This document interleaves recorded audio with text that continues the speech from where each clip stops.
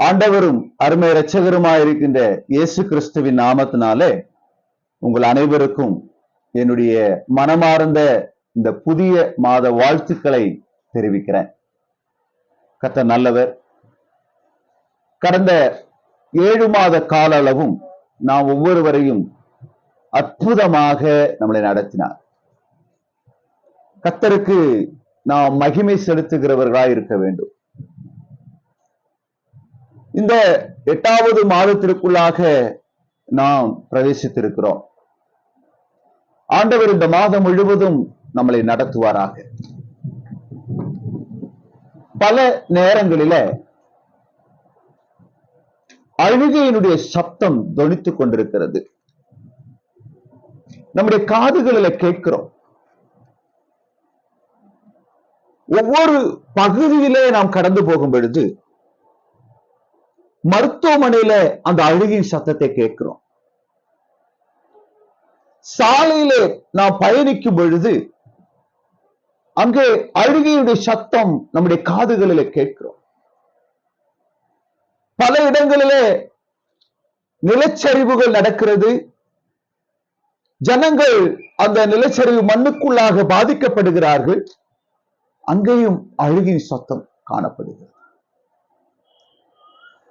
எங்கு பார்த்தாலும் அழுகையின் சத்தம் தொனித்துக் கொண்டிருக்கிறது. எங்கு பார்த்தாலும் கண்ணீர் தொனித்துக் கொண்டிருக்கிறது. எங்கு பார்த்தாலும் சமாதானம் இல்லாத நிலைகள் காணப்பட்டுக் கொண்டிருக்கிறது. தேவனுடைய பிள்ளைகளே, பல குடும்பங்களுக்குள்ளாக அழுகையுடைய சத்தம் தொனித்துக் கொண்டிருக்கிறது. தனிப்பட்ட வாழ்க்கையில அழுது கொண்டு காணப்படுகிற ஒரு நிலை காணப்படுகிறது. ஆனால் வேத புஸ்தகத்துல ஒரு சம்பவத்தை நான் உங்களுக்கு கொண்டு வருகிறேன். லூக்கா எழுதின சுவிசேஷ புஸ்தகம் அவருடைய 7வது அதிகாரம் அவருடைய 13வது வசனத்தை நான் உங்களுக்கு வாசிக்கிறேன். லூக்கா எழுதின சுவிசேஷம் 7வது அதிகாரம் 13வது வசனம்.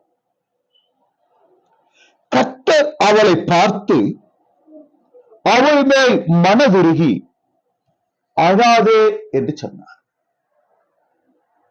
கர்த்தர் அவளை பார்த்து மனதுருகி நீ அழாதே என்று சொன்னார். கர்த்தருடைய பிள்ளைகளே,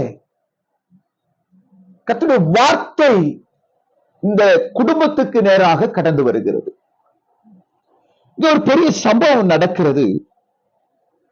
நாயின் என்னும் ஊர்ல இயேசு கடந்து போனார். அங்கே ஒரு வாலிபன் மரித்து போன ஒரு நிலை. அந்த வாலிபன் அந்த தாய்க்கு ஒரே மகனாக இருந்தான்.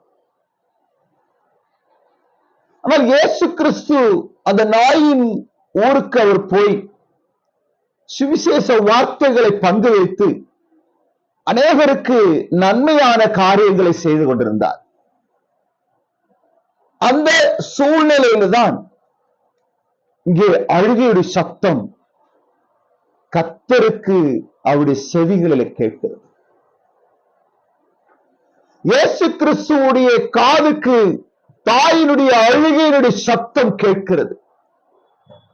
என்ன அழுகிறார்கள்?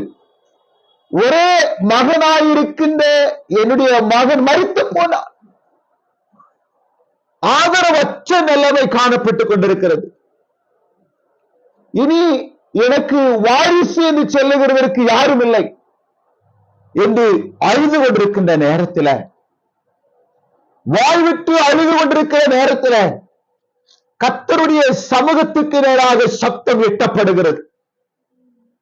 தேவனுடைய பிள்ளைகளே, இந்த வார்த்தையை கேட்கிற கர்த்தருடைய பிள்ளைகளே, நீங்கள் ஒருவேளை இந்த தாயை போல நீங்கள் அழுது கொண்டிருக்கலாம். நீங்கள் மனதுருகிக் கொண்டிருக்கலாம். நீங்கள் புலம்பிக் கொண்டிருக்கலாம். என்னுடைய சத்தத்தை யார் கேட்பார்? என்னுடைய கணவர் மதுபானத்துக்கு அடிமைப்பட்டிருக்கிறார். அவரை விடுவிக்கிறதற்கு யாரும் இல்லையே. வீட்டில் சமாதானம் இல்லை, வீட்டில் ஆசீர்வாதங்கள் இல்லை, ஒரு நேரம் ஆகாரம் இல்லாத நிலைமை காணப்பட்டுக் கொண்டிருக்கிறது. என்னுடைய கணவர் மதுபானத்துக்கு அடிமைப்பட்டு மரித்துக் கொண்டிருக்கிறாரே, நானும் ஒவ்வொரு நாளும் செத்துக் கொண்டிருக்கிறேன் என்று சொல்லி, தாய்மார்களே, என்னை கேட்கிற சகோதரியே, நீ அழுது கொண்டிருக்கிறாயா? வீட்டின் உள்ளறையிலே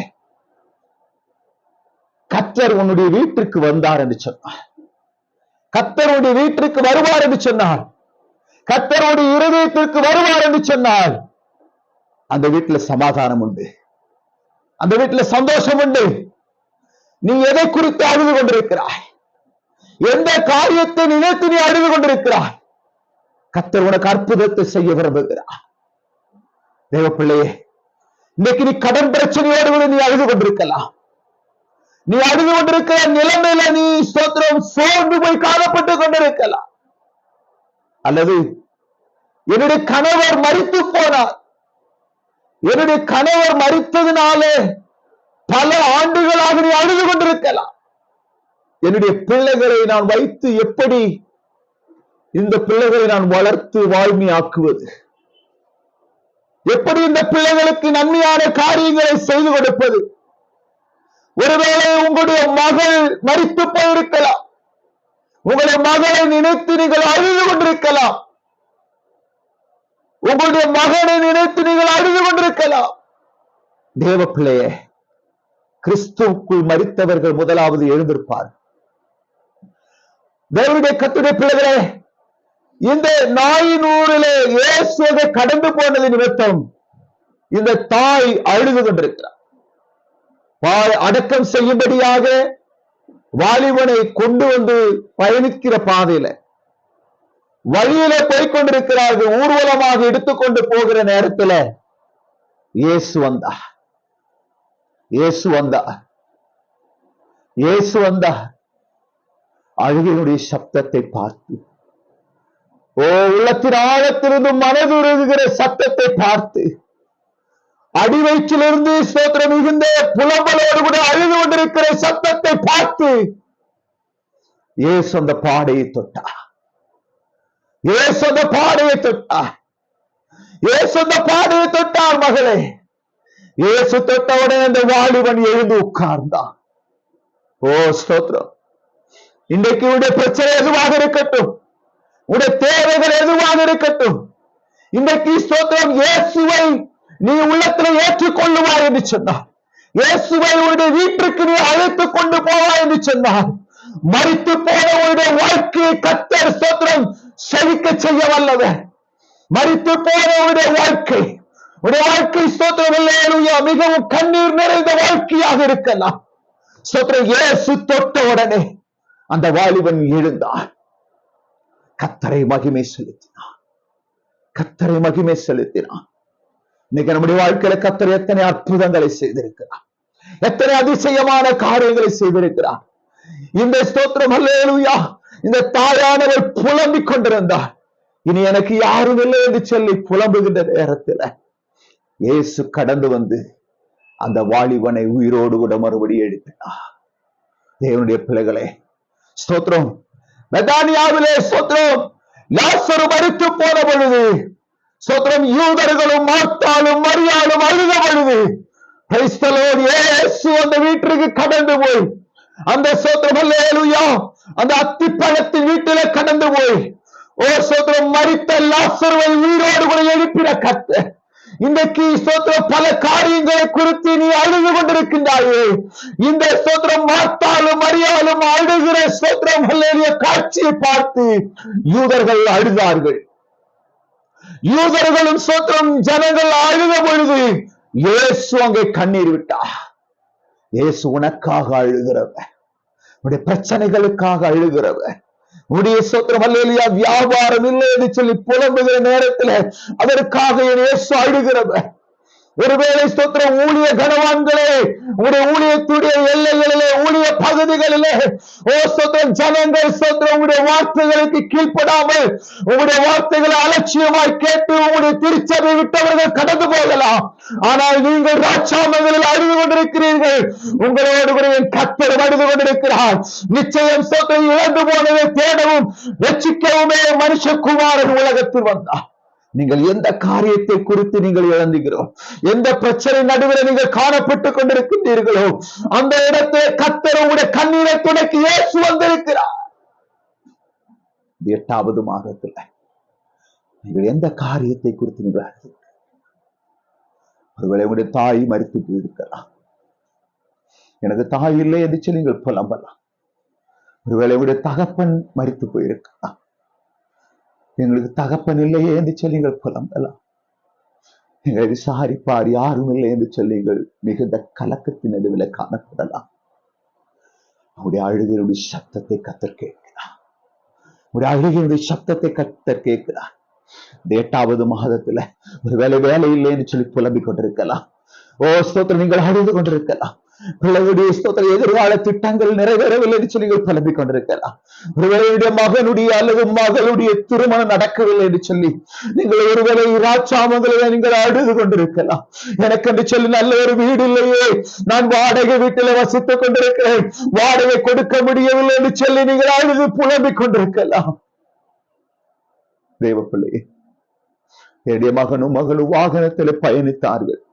எதிர்பார்க்காத சூழ்நிலையில ஆக்சிடென்ட் மூலமாய் மரித்து போனார்களே. ஓ தாயானவள் ஸ்தோத்திரம், ராஜாமங்களில் கூடாரத்தின் உள்ளறையில அழுது புலம்பிக் கொண்டிருக்கலாம்.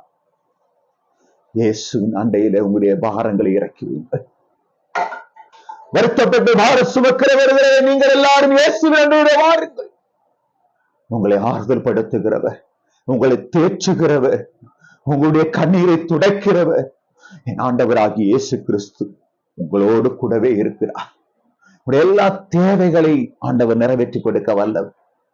ஒருவேளை என்னுடைய மகளுக்கு இன்னும் காலேஜில் சீட்டு கிடைக்கலன்னு சொல்லி, இன்னும் நல்ல ஒரு காலேஜில் ஸ்தோத்திர இடம் கிடைக்கலன்னு சொல்லி பெற்றோர்களை நீங்கள் அழுது கொண்டிருக்கலாம்.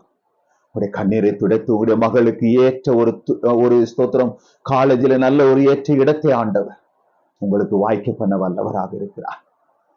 நாம் தேவ கரங்களில் ஒப்பு கொடுத்து ஜெபிப்போமா.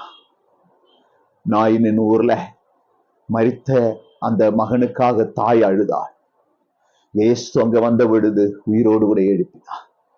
தேவ பிள்ளையே, உன்னுடைய வாழ்க்கையை எந்த காரியத்தை குறித்து நீ அழுது கொண்டிருக்கிறாய், எந்த இடத்துல பிரச்சனையோடு கூட காணப்பட்டு கொண்டிருக்கிறாய்.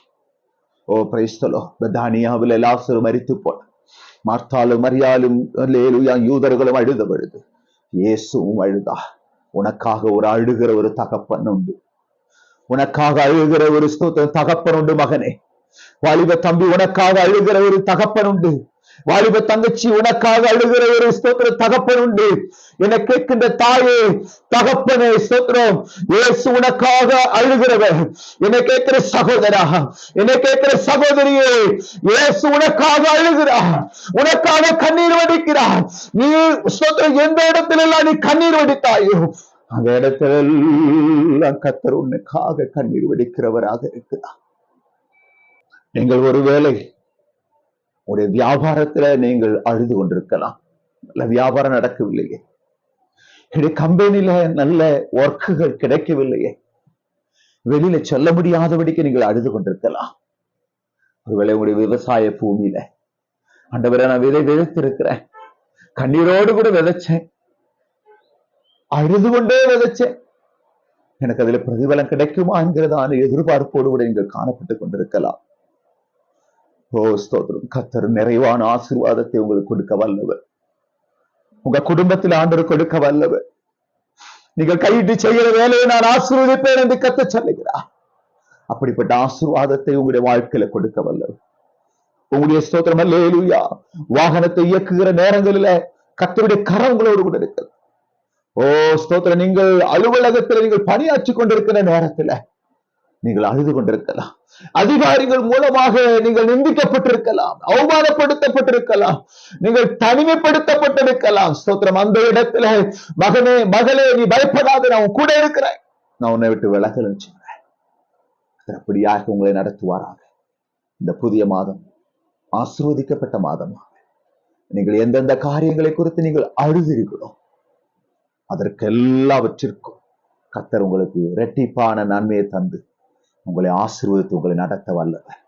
ஒருவேளை நீங்கள் திருச்சபை கட்டி கொண்டிருக்கலாம், ஒருவேளை ஸ்தோத்திர வீடு கட்டி கொண்டிருக்கலாம், ஒருவேளை ஸ்தோத்திரம் வேலை நீங்கள் புதிதாக துவங்கி இருக்கலாம். நீங்கள் ஒருவேளை கண்ணீரோடு கூட நீங்கள் பயணித்திருக்கலாம். அதற்கெல்லாம் இரட்டிப்பான நன்மையை கத்தர் கொடுத்து உங்களை ஆசீர்வதித்து உயர்த்த போகிறார். ஆண்டவருடைய நாமம் மகிமை அடைவதாக. ஆமென்.